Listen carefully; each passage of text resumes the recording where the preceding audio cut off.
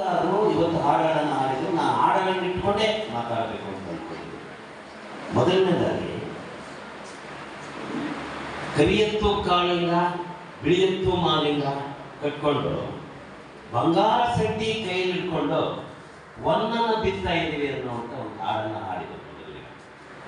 ನಿಜಕ್ಕೂ ಕೂಡ ಪರಿಸ್ಥಿತಿ ಆಗಿಲ್ಲ. ರೈತನ ಕೈಯಲ್ಲಿ ಬಂಗಾರದ ಬಾರಕೋಲಿಲ್ಲ. ಆ ಕಾರಣಕ್ಕಾಗಿಯೇ ಇಡೀ ರೈತ ಪ್ರಜ್ಞೆಯನ್ನ, ಹೋರಾಟದ ಪ್ರಜ್ಞೆಯನ್ನ, ಘನತೆಯ ಪ್ರಜ್ಞೆಯನ್ನ ಪ್ರಜ್ವಲಿಸಿದಂತ MD ಅವರು ಏನ್ ಮಾಡಿದ್ರು, ರೈತ ಚಳವಳಿಯ ಒಂದು ದೊಡ್ಡದ ಒಂದು ಹೋರಾಟನೇ ಕಾರಣ ಅನ್ನೋದನ್ನ ನಾವೆಲ್ಲರೂ ಗಮನಿಸಬೇಕಾಗಿದೆ. ಮತ್ತೆ ನಮ್ಮ ಸರ್ಕಾರಗಳು ರೈತರ ಸಾಲ ಮನ್ನಾ ಮಾಡ್ತಾರೆ, ಆದ್ರೆ ಯಾಕೆ ಅವರು ಓಟುಗಾಸರಾಗಿ ಅವ್ರು ಸಾಲ ಮನ್ನಾ ಮಾಡ್ತಾರೆ ಅಂತ ನಾವು ಅನ್ಕೊಂಡಿದೀವಿ. ಅದು ತಪ್ಪು. ಯಾಕೆಂತಂದ್ರೆ ರೈತರ ಸಮಸ್ಯೆಗಳು, ರೈತರ ಆರ್ಥಿಕವಾಗಿ ಹೇಗೆ ದಿವಾಳಿ ಆಗ್ತಾ ಇದ್ದಾರೆ ಅಂತೇಳಿ ಪದೇ ಪದೇ ಸರ್ಕಾರಗಳ ಮೇಲೆ ಒತ್ತಾಯ ತಂದಂತ ಸರ್ಕಾರದ ಮುಂದೆ ಇಟ್ಟಿದ್ದೀನಿ.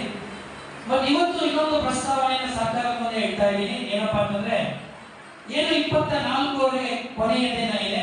ಈ ಕೊನೆಯ ದಿನವನ್ನ ಮತ್ತಷ್ಟು ದಿನಗಳ ಕಾಲ ರೈತರ ಹಿತದೃಷ್ಟಿಯಿಂದ, ಯಾಕೆಂದ್ರೆ ಇಳುವರಿ ಇನ್ನೂ ಬರ್ತಾ ಇರೋ ದೃಷ್ಟಿಯಿಂದ ಅದನ್ನ ವಿಸ್ತರಣೆ ಮಾಡುವ ದಿಕ್ಕಿನಲ್ಲಿ ಇವತ್ತು ನಾನೊಂದು ಪ್ರಸ್ತಾವನೆಯನ್ನ ಸರ್ಕಾರಕ್ಕೆ ಕಳಿಸುವ ಪ್ರಯತ್ನ ಮಾಡ್ತಾ ಇದ್ದೀನಿ.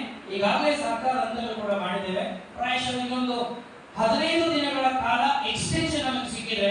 ಮತ್ತಷ್ಟು ರೈತರು ಇದನ್ನ ಈ ಲಾಭವನ್ನ ಪಡ್ಕೊಳ್ಳಕ್ಕೆ ಸಾಧ್ಯವಾಗುತ್ತೆ. ಮತ್ತೆ ಇದರಲ್ಲಿ ಈಗಾಗಲೇ ಸುಮಾರು ಆಲ್ಮೋಸ್ಟ್ ಸುಮಾರು 100 ಕೋಟಿ ರೂಪಾಯಿಗಳಷ್ಟು ಅನುದಾನ ಈ ಒಂದು ಯೋಜನೆಯಲ್ಲಿ ಲಭ್ಯವಿದೆ. ಸೊ ಹಾಗಾಗಿ ಸರ್ಕಾರ ಕೂಡ ಅದರ ಬಗ್ಗೆ ಸೂಕ್ತವಾದ ರೀತಿಯಲ್ಲಿ ಸ್ಪಂದಿಸ್ತದೆ ಎನ್ನುವ ವಿಶ್ವಾಸ ನನ್ನದು. ಇವತ್ತು ಈಗಾಗಲೇ ಪ್ರಾರಂಭದಲ್ಲಿ ಮಾತಾಡ್ತಾ ಪ್ರಾಸ್ತಾವಿಕವಾಗಿ ರಮೇಶ್ ಅವರು ಕೆಲವಷ್ಟು ಸಮಸ್ಯೆಗಳನ್ನ ನನ್ನ ಮುಂದೆಗೆ ಇಟ್ಟಿದ್ದಾರೆ. ಈಗಾಗಲೇ ಈ ಸಮಸ್ಯೆಗಳನ್ನ ನಾವು ಪರಿಹರಿಸುವ ನಿಟ್ಟಿನಲ್ಲಿ ಜಿಲ್ಲಾ ಆಡಳಿತ ಸಾಕಷ್ಟು ಪ್ರಾಮಾಣಿಕವಾಗಿ ಕೆಲಸವನ್ನ ಮಾಡ್ತಾ ಇದೆ. ಬಗರ್ಹುಕುಂ ವಿಚಾರ ಅವರು ಹೇಳಿದ್ದಾರೆ. ಬಗರ್ಹುಕುಂನಲ್ಲಿ ನಮ್ಮ ಜಿಲ್ಲೆಯಲ್ಲಿ ಫಾರಂ 50, 53 ಮತ್ತು 57 ಈ 3 ಹಂತಗಳಲ್ಲಿ ಅರ್ಜಿ ಹಾಕಿದವರಲ್ಲಿ ಸುಮಾರು 56,000 ಅರ್ಜಿಗಳಾಗಿದ್ದಾರೆ. ಆ ಎಲ್ಲ ಅರ್ಜಿಗಳು ಕೂಡ ಅರ್ಹತೆಯ ಆಧಾರದ ಮೇಲೆ ಅವುಗಳನ್ನು ಪರಿಗಣಿಸಿ ಈಗಾಗಲೇ ಪ್ರತಿ ತಾಲೂಕಿನಲ್ಲಿರ್ತಕ್ಕಂಥ ಬಗರ್ಹುಕುಂ ಸಕ್ರಮೀಕರಣ ಸಮಿತಿಗೆ ಅದನ್ನು ನಾವು ರೆಕಮೆಂಡ್ ಶಿಫಾರಸು ಮಾಡ್ತಾ ಇದ್ದೇವೆ. ಆದರೆ ಒಂದು ವಿಚಾರ ನಾವು ಗಮನಿಸಬೇಕು, ಇಲ್ಲಿ ಎಲ್ಲ ಅರ್ಜಿಗಳು ಕೂಡ ಈ ಮಂಜೂರಾತಿಗೆ ಅರ್ಹತೆಯನ್ನು ಪಡ್ಕೊಂಡಿಲ್ಲ. ಕೇವಲ ಅರ್ಹ ಅರ್ಜಿಗಳನ್ನ ಮಾತ್ರ ಬಗರ್ಹುಕುಂ ಸಮಿತಿಯ ಮುಂದೆ ಇಟ್ಟಿದ್ದಾರೆ. ಈಗಾಗಲೇ KGF ನಲ್ಲಿ ಒಂದೆರಡು ಸಭೆ ಮಾಡಿದ್ದಾರೆ, ಮಾಲೂರಿನಲ್ಲೂ ಕೂಡ ಮಾಡ್ತಾ ಇದ್ದಾರೆ. ಆ ಸಮಿತಿಯ ಅಧ್ಯಕ್ಷರು ಸಾಮಾನ್ಯವಾಗಿ ಮಾನ್ಯ ಶಾಸಕರು ಅಥವಾ ಪ್ರತಿನಿಧಿಗಳಾಗಿರೋದ್ರಿಂದ ನಾವೀಗಾಗಲೇ ಅವರಿಗೆ ಹೇಳಿದ್ದೇವೆ, ಆದಷ್ಟು ಬೇಗ ಆ ಬಗರ್ಹುಕುಂ ಸಂಬಂಧಪಟ್ಟಂತಹ ಅರ್ಜಿಗಳನ್ನ ಸಮಿತಿಯ ಮೂಲಕ ವಿಲೇವಾರಿ ಮಾಡುವ ಒಂದು ಕೆಲಸವನ್ನ ಜಿಲ್ಲಾಡಳಿತದಿಂದ ನಾವು ನಿರ್ವಹಿಸ್ತೇವೆ. ಅದು ರಮೇಶ್ ಅವರು ಹೇಳಿದೇನಪ್ಪ ಆ ವಿಚಾರದಲ್ಲಿ ಅಂದ್ರೆ, ಹಿಂದೆನೇ ಈಗಾಗಲೇ ಅದನ್ನ ಮಾಡಿಬಿಟ್ಟಿದ್ದಾರೆ. ಈಗ ಒಂದಷ್ಟು ವ್ಯತ್ಯಾಸಗಳಿದೆ. ಈಗ ನೀವು ಸರ್ವೆ ಮಾಡಿ ವಿಚಾರ ಮಾಡಿದ್ರೆ ಅದು ವಾಸ್ತವ ಸಂಗತಿ ನಿಮಗೆ ಗೊತ್ತಾಗುತ್ತೆ ಅಂತ ಹೇಳಿದ್ದಾರೆ. ಅದನ್ನ ಪರಿಶೀಲಿಸುವ ಕೆಲಸವನ್ನು ಕೂಡ ನಾವು ಮಾಡ್ತೇವೆ. 1 to 5 ವಿಚಾರ ಹೇಳಿದ್ರು ಅಂದ್ರೆ ಕೋಡಿ ಮಾಡೋ ವಿಚಾರ. ಈಗಾಗಲೇ ರಾಜ್ಯ ಸರ್ಕಾರ, ನಮ್ಮ ಕಂದಾಯ ಇಲಾಖೆ ಅತ್ಯಂತ ಮಹತ್ವಪೂರ್ಣವಾದಂತಹ ಈ ಕೆಲಸವನ್ನ ಪ್ರಾರಂಭ ಮಾಡಿದೆ. ಈ ಬಗ್ಗೆ ನಾನು ಈಗಾಗಲೇ ಮಾಧ್ಯಮಗಳಿಗೆ ಹೇಳಿಕೆಯನ್ನು ಕೊಟ್ಟಿದ್ದೇನೆ, ರೈತರ ಸಭೆಯಲ್ಲಿ ಕೂಡ ನಾನು ಪ್ರಸ್ತಾಪ ಮಾಡಿದ್ದೇನೆ. ಈಗಲೂ ಕೂಡ ನಾನು ತಮ್ಮ ಗಮನಕ್ಕೆ ತರ್ತಾ ಇದ್ದೇನೆ. ಸುಮಾರು 8,729 ಅರ್ಹ ಕೋಡಿ ಅರ್ಜಿಗಳು ನಮ್ಮ ಮುಂದೆ ಇದೆ. ಇದರಲ್ಲಿ ಈಗ ನಾನು ಒಂದು 6 ತಿಂಗಳಲ್ಲಿ ಈಗಾಗಲೇ 5,000 ಅರ್ಜಿಗಳನ್ನ ವಿಲೇವಾರಿ ಮಾಡಿದ್ದೇವೆ. 5,000 ಅರ್ಜಿಗಳು ಅವು ಎಲ್ಲವೂ ಕೂಡ P ನಂಬರ್ ಅಂತ ನೀವು ಹೇಳ್ತೀರಲ್ಲ, ಆ ನಂಬರ್ ಇರ್ತಕ್ಕಂಥ ಅರ್ಜಿಗಳನ್ನ ಈಗ ನಾವು ಅವುಗಳನ್ನ ದುರಸ್ತಿ ಮಾಡಿ ನಿಮ್ಮದೇ ಆದಂತಹ RTC ಕೊಡ್ತಕ್ಕಂಥ ಕೆಲಸವನ್ನ ಶುರು ಮಾಡಿದ್ದೇವೆ. ಅದರಲ್ಲಿ ನಿನ್ನೆವರೆಗೆ ಶನಿವಾರದವರೆಗೆ ಸುಮಾರು 875 RTCಗಳು ಈಗಾಗಲೇ ಸಿಗುವಾಗಿವೆ. ಅನೇಕ ರೈತರು ಗೊತ್ತಿದೆ, ನಿಮ್ಮ ಜಮೀನುಗಳಿಗೆ ನಮ್ಮ ಸರ್ವೇಸ್ ಬರ್ತಾ ಇದ್ದಾರೆ, ಬಂದು ಅವರು ಸರ್ವೆ ಕೂಡ ಮಾಡ್ತಾ ಇದ್ದಾರೆ. ಆ ಕಾರಣಕ್ಕಾಗಿ ಅವರು ಬಂದಾಗ ನೀವು ಸಹಕರಿಸಿ, ಅಥವಾ ನಿಮ್ಮಲ್ಲಿ ಯಾರಾದರೂ ಇನ್ನೂ ಅರ್ಜಿ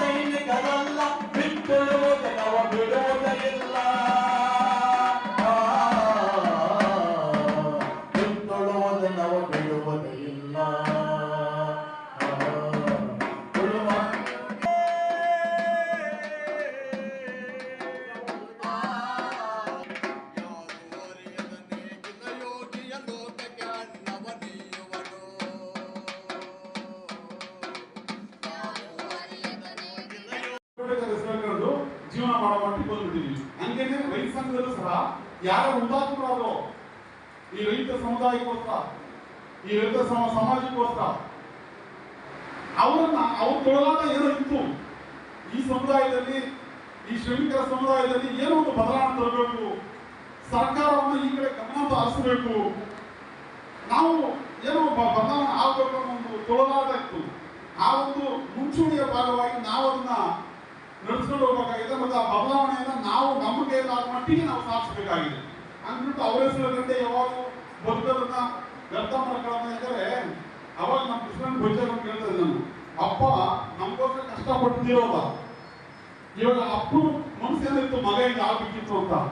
ನನ್ನ ಮಗ ಪ್ರಗತಿಪರ ರೈತ ಆಗ್ಬೇಕಾಗಿತ್ತು, ನನ್ನ ಮಗ ಅತ್ತಗೆ ಜಮೀನು ಒಳ್ಳೆಯದಾಗಬೇಕಿತ್ತು, ನನ್ನ ಮಗ ಒಳ್ಳೆ ಮನೆ ಕಟ್ಟಬೇಕಾಗಿತ್ತು, ನನ್ನ ಮಗ ಸಮಾಜದಲ್ಲಿ ಆರ್ಥಿಕವಾಗಿ ಸಾಮಾಜಿಕವಾಗಿ ಬಲಾಢ್ಯವಾಗಿರ್ಬೇಕಂತಿತ್ತು.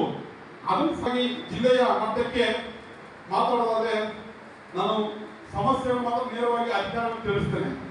ಆಮೇಲೆ ಅವ್ರು ಮಾತಾಡುವಂಥ ಸಂದರ್ಭದಲ್ಲಿ ಅದಕ್ಕೆ ಪರಿಹಾರ ಸೂಕ್ತ ಅಂತ ನಂಬಿದ್ದೇನೆ. ಅದಕ್ಕೋಸ್ಕರ ನೀವು ಕಾಯ್ತು, ನಾವು ಕಾಯ್ತಾರೆ.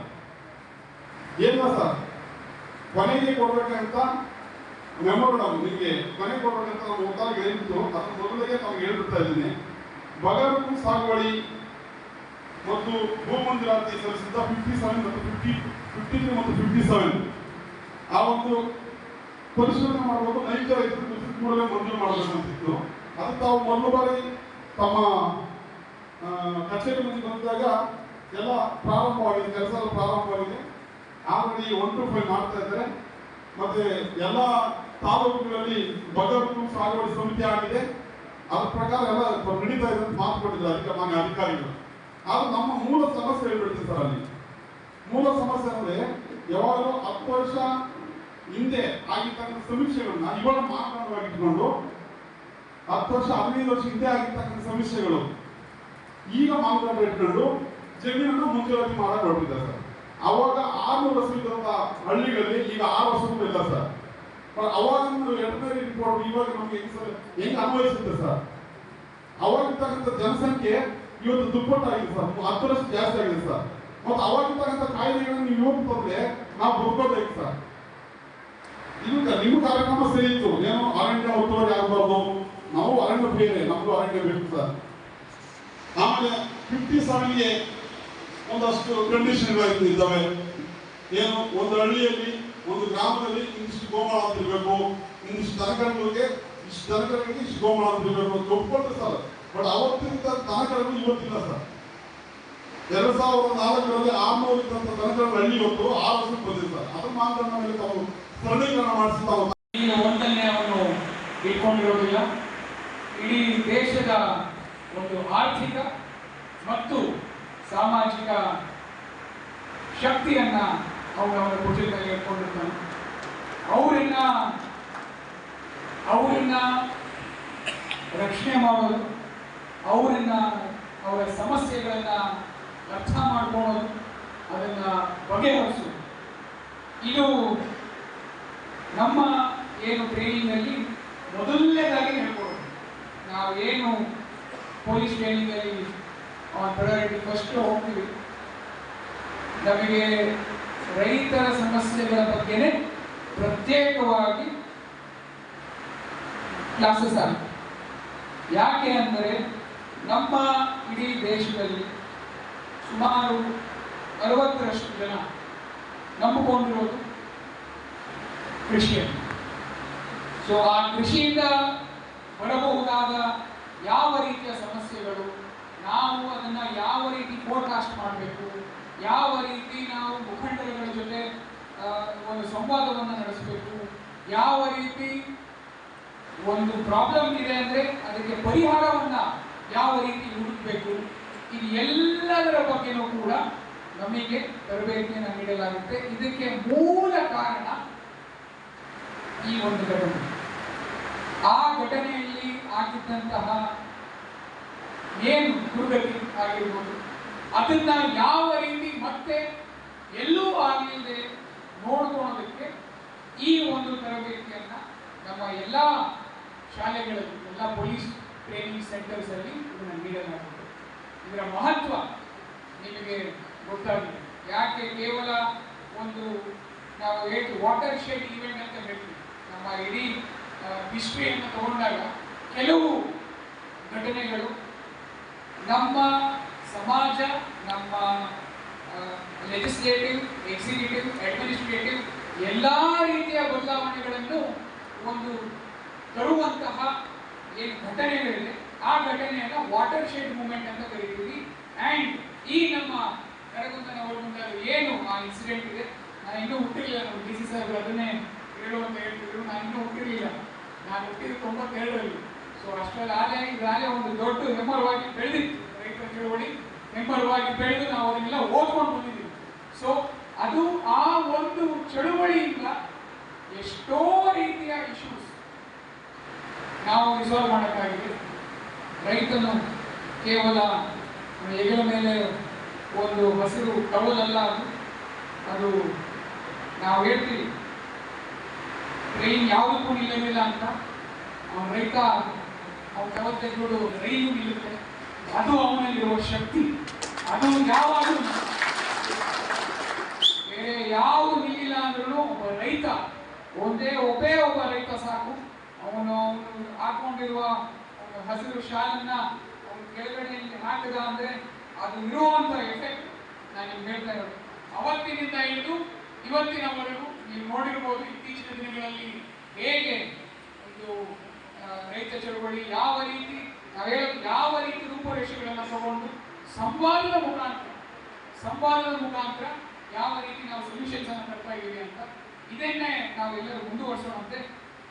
ಈಗ ನಮ್ಮ ಜಿಲ್ಲಾಧ್ಯಕ್ಷರು 2 ವಿಚಾರಗಳನ್ನ ನಮ್ಮ ಗಮನಕ್ಕೆ ತಂದಿದ್ದಾರೆ. ಖಂಡಿತವಾಗಿಯೂ my office door is always open. ನೀವು ಯಾವಾಗಲೂ ಬನ್ನಿ. ಆದರೆ ಇದರಲ್ಲಿ ಒಂದು ನೀವು ಇಲ್ಲಿ ಮಾಧ್ಯಮ ಮಿತ್ರರ ಮುಂದೆ ಹೇಳ್ಬಿಟ್ಟಿದ್ದೀರಾ ಆಫೀಸಿಗೆ ಬರ್ತೀರಾ ಅಂತ. ಯಾರು ಬರ್ತಾರೆ ಅನ್ನೋದು ಅಲ್ಲೇ ಗೊತ್ತಾಗ್ಬಿಡ್ತಾರೆ.